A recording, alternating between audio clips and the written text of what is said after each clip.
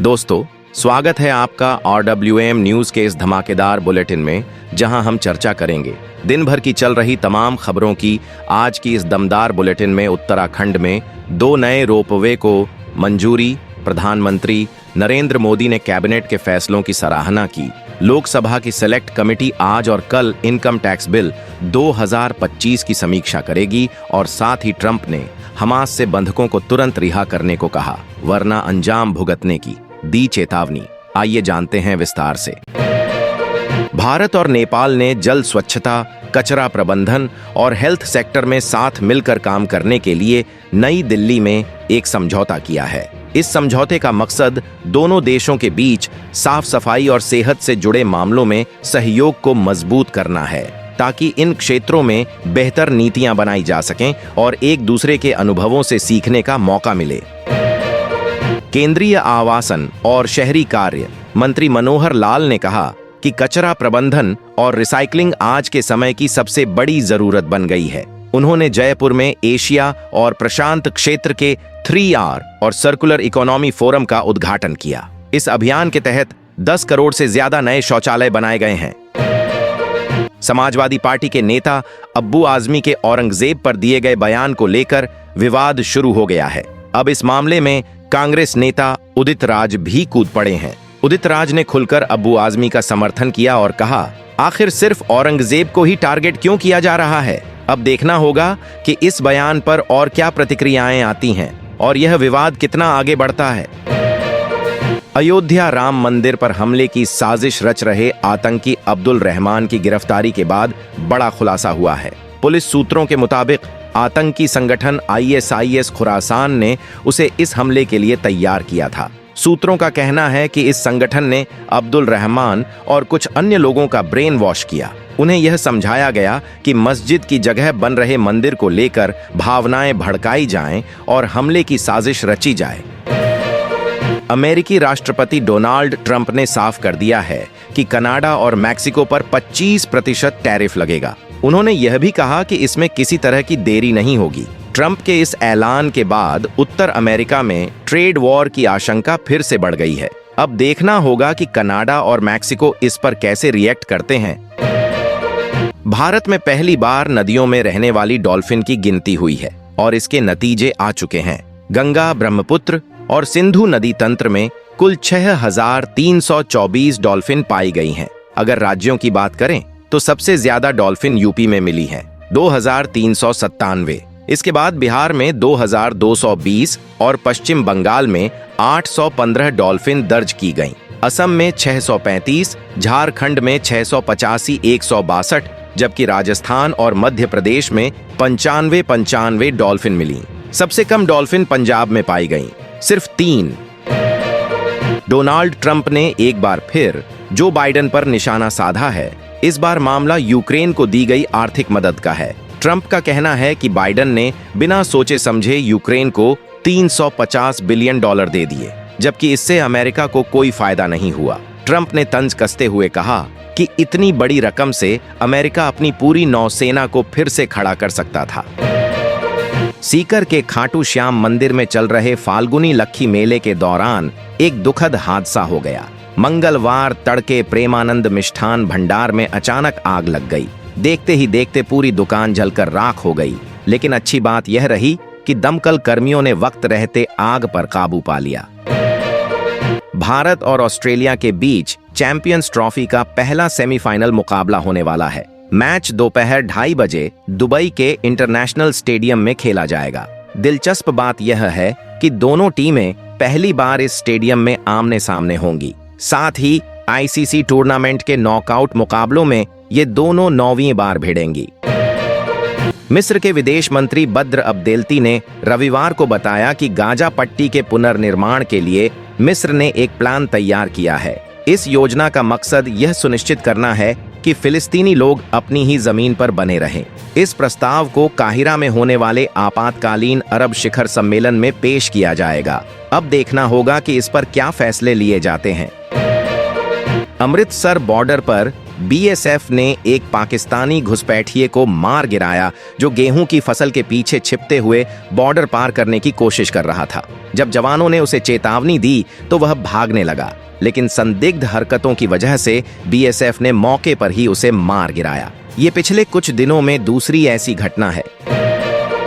रक्षा सचिव राजेश कुमार सिंह ने रक्षा मंत्री राजनाथ सिंह को एक अहम रिपोर्ट सौंपी, जिसमें भारतीय वायुसेना की क्षमता बढ़ाने के लिए जरूरी सुझाव दिए गए हैं।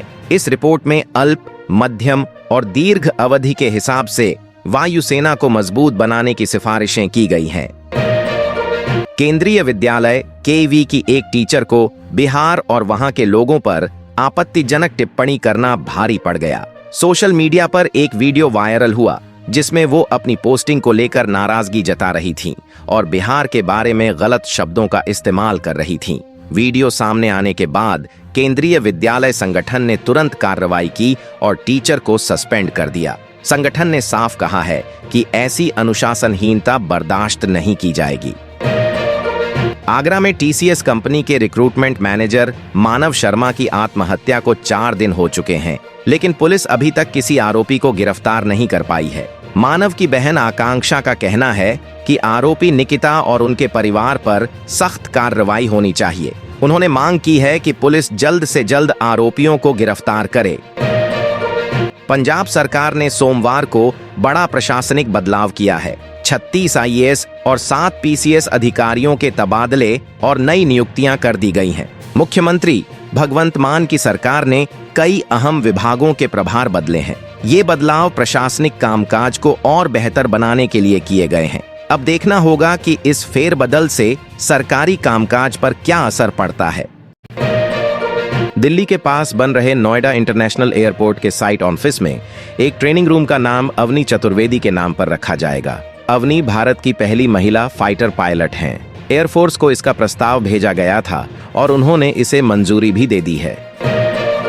पूर्व सीबी प्रमुख माधवी पुरी बुच का कार्यकाल काफी विवादों में रहा। सितंबर 2024 में सीबी के 500 कर्मचारियों ने वित्त मंत्रालय को एक पत्र लिखा था जिसमें कहा गया कि सीबी ऑफिस का माहौल बहुत टॉक्सिक है। आरोप लगे कि माधवी पुरी बुच मीटिंग्स में गुस्से में चिल्लाती हैं, डांटती हैं और पब्लिकली बेइज्जती भी करती हैं। सुनने में आ रहा है कि ओला इलेक्ट्रिक अपने प्रॉफिट बढ़ाने के लिए बड़े पैमाने पर छंटनी करने वाली है। रिपोर्ट्स के मुताबिक कंपनी 1000 से ज्यादा कर्मचारियों और कॉन्ट्रैक्ट वर्कर्स को निकालने की प्लानिंग कर रही है। हालांकि अभी तक कंपनी की तरफ से इस पर कोई ऑफिशियल बयान नहीं आया है। तमिलनाडु के मुख्यमंत्री एमके स्टालिन ने लोगों से कहा है कि वे जल्दी बच्चे पैदा करें। उनका कहना है कि राज्य ने जनसंख्या नियंत्रण में तो सफलता पाई, लेकिन अब यही उसके लिए नुकसानदायक साबित हो सकता है। अगर भविष्य में संसद की सीटें जनसंख्या के आधार पर तय होती हैं, तो तमिलनाडु को बड़ा नुकसान झेलना पड़ सकता है। जम्मू कश्मीर के मुख्यमंत्री उमर अब्दुल्ला ने साफ कर दिया है कि उनकी पार्टी नेशनल कॉन्फ्रेंस एनसी का भाजपा से गठबंधन होने का कोई सवाल ही नहीं है। उन्होंने कहा कि हमारी राजनीतिक सोच और प्राथमिकताएं खासकर जम्मू कश्मीर को लेकर बिल्कुल अलग हैं। इसलिए न तो कोई गठबंधन की संभावना है और न ही इसकी जरूरत। पंजाब के मुख्यमंत्री भगवंत मान ने किसानों से मुलाकात को लेकर बयान दिया है और नाराजगी जताई है और कहा कि मैंने किसानों से साफ साफ कहा कि भाई, हर रोज रेल रोको, सड़क रोको वाले प्रोटेस्ट हो रहे हैं। इससे पंजाब को जबरदस्त नुकसान हो रहा है। हमारी इकोनॉमी पर बुरा असर पड़ रहा है। अब तो ऐसा लगने लगा है जैसे पंजाब धरना देने वाला ही राज्य बन गया हो। और हाँ, मेरी नरमी को ये मत समझो कि मैं कोई एक्शन नहीं ले सकता। दुनिया में 40% लोगों को उनकी अपनी भाषा में पढ़ने लिखने का मौका ही नहीं मिल रहा और कुछ गरीब और मध्यम आय वाले देशों में तो ये हालत और भी खराब है। यहाँ 90% तक लोग अपनी भाषा में पढ़ ही नहीं पाते। अब ऐसे में पढ़ाई सही से कैसे होगी? इसी वजह से इस रिपोर्ट में कहा गया है कि एजुकेशन में मल्टी लैंग्वेज पॉलिसीज बहुत जरूरी हैं ताकि हर कोई अपनी भाषा में अच्छे से सीख सके। हिमाचल में फिर से मौसम करवट बदल रहा है। 2 दिन तो धूप निकली थी, लेकिन अब फिर से बर्फबारी शुरू हो गई। रोहतांग और ऊंचे इलाकों में सुबह से रुक रुक कर बर्फ गिर रही है और बाकी जगह बारिश हो रही है। शिमला में भी मौसम का मिजाज बिगड़ा हुआ है। भारी बारिश और बर्फबारी की वजह से चंबा के पांगी और लाहौल स्पीति में सड़कों का बुरा हाल हो गया है। कई रास्ते भी खराब हो गए हैं। गूगल ने फिर से क्रोम यूजर्स के लिए एक जरूरी अलर्ट जारी किया है। इस बार उन्होंने 16 एक्सटेंशंस को तुरंत हटाने की सलाह दी है, क्योंकि ये सिक्योरिटी के लिए खतरनाक साबित हो सकते हैं।